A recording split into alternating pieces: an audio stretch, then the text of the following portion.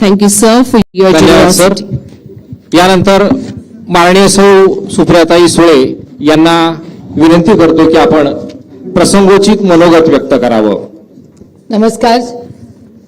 माननीय आदरणीय पवार साहेब, आवर्जून यासाठी उपस्थित राहिलेले गौतमभाई, प्रीती भाभी, राजू दादा, अजित दादा, प्रभुणे सर, वहिनी, प्रताप काका, शिर्के कुटुंब, व्यासपीठावरील सर्वच मान्यवर उपस्थित बंधू आणि भगिनींनो, आज विद्या प्रतिष्ठानसाठी आणि महाराष्ट्रासाठी एक खूप महत्वाचा दिवस आहे. ज्या आर्टिफिशियल इंटेलिजन्स बरोबर आज जग बदललेलं आहे, त्या आर्टिफिशियल इंटेलिजन्स मध्ये एक वेगळा उपक्रम आदरणीय पवार साहेबांनी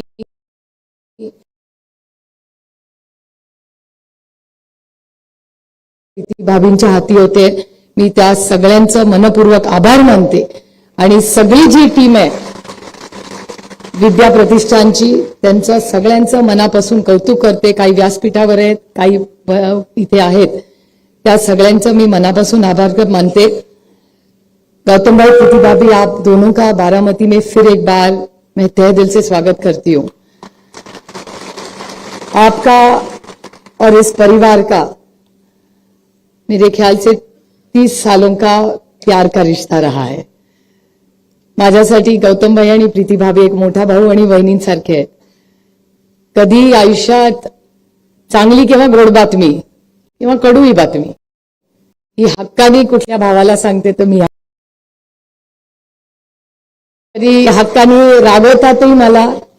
मैं उनको कह रही हूं कभी आपकी डाक भी खानी पड़ती है और कभी प्यार भी मिलता है. पण हे खूप प्रेमाचं विश्वासाचं नातं आज गौतम भाई भारतात नाही जगामध्ये यशस्वी झालेत याचा आम्हाला सार्थ अभिमान आहे.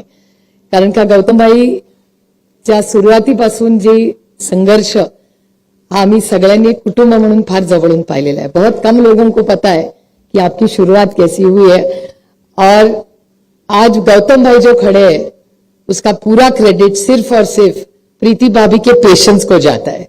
तो मेरे ख्याल से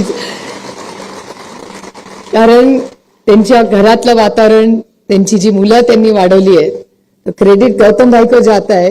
लेकिन behind every successful man there is an extraordinarily not just a strong but extraordinarily patient woman, and a classic example of that of strength and resilience is Priti Bhabhi.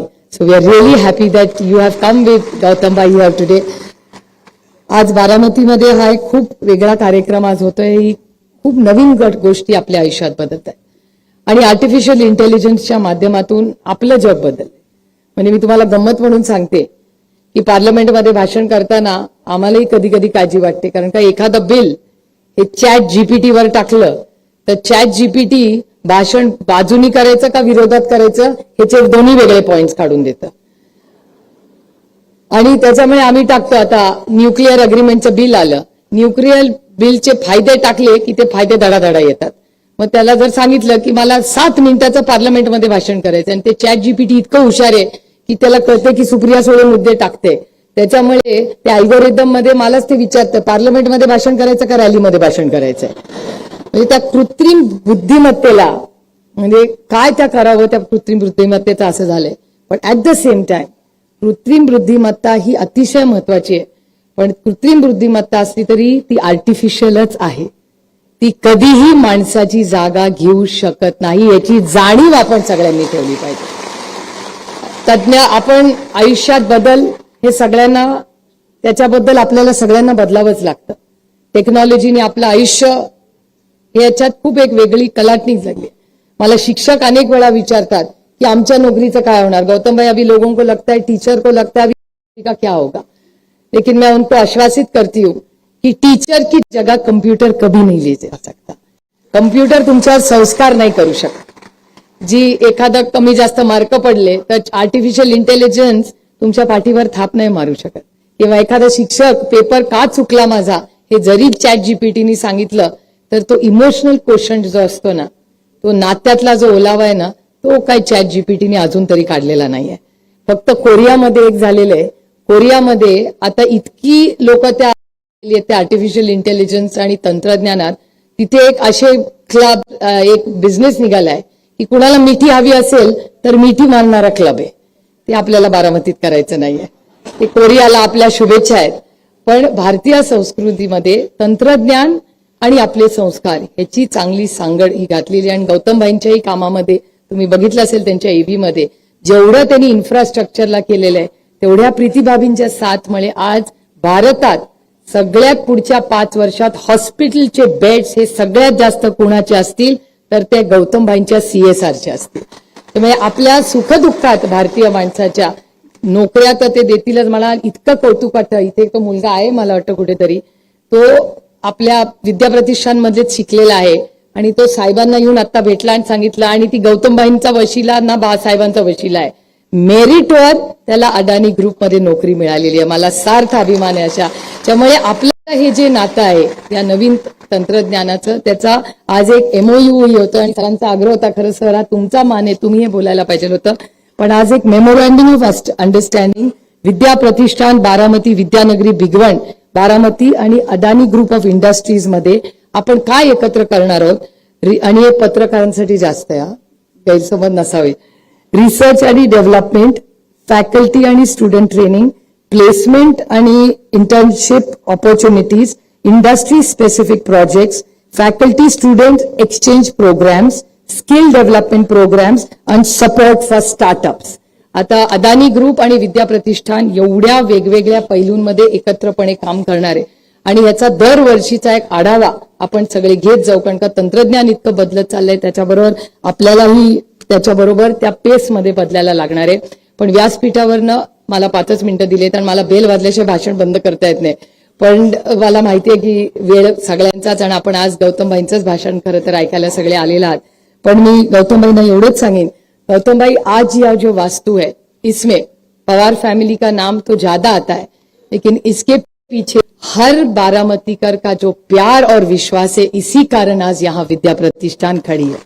और हमारी फैमिली कि आज जो भी भले महाराष्ट्र में हो देश में हो कहीं भी हो, हमारी फैमिली की जो भी आज पवार फैमिली है वो सिर्फ और सिर्फ बारामती के हर परिवार का विश्वास प्यार और देन है. इसके कारण मैं भी यहाँ खड़ी हुई. और उसके हिसाब से ये जो संस्था में आप खड़े हैं इसको 1972 में जब पहले स्थापित किया, मैं बड़ी विनम्रता से कहना चाहती हूँ कि इसमें देशपांडे फैमिली, गुजर फैमिली, डॉक्टर शाह फैमिली, उंडे फैमिली, जादव फैमिली और छाजेर फैमिली, इनका बहुत बड़ा योगदान है. और उनकी अगली भी पीढ़ी आज यहाँ व्यासपीठ पर हमारे साथ खड़ी है. यह हमारे लिए बहुत एक आनंद और अभिमान की चीज है. और मेरे चाचा जिनको आप जानते हैं, इस सारे आर्टिफिशियल इंटेलिजेंस में पवार साहब तो रोज सबको फोन करके भले तंग करते हैं कि पता नहीं अभी स्टाफ को या हल्के से आपको पूछना पड़ेगा, लेकिन बाबा का तो रोज फोन जाता है कि AI में चार्ज हो रहा है. लेकिन उनके बराबर मेरे चाचा जी प्रताप पवार जी का बहुत बड़ा योगदान है. वो मुझे लगता है आजकल सोते नहीं है क्योंकि इनका आर्टिफिशियल इंटेलिजेंस का इतना उनके सर पे चढ़ा है. वो रात को 2:30 बजे नोट्स बनाते हैं, फोन में उसका फोटो निकालते हैं और हम सबको भेजते रहते हैं.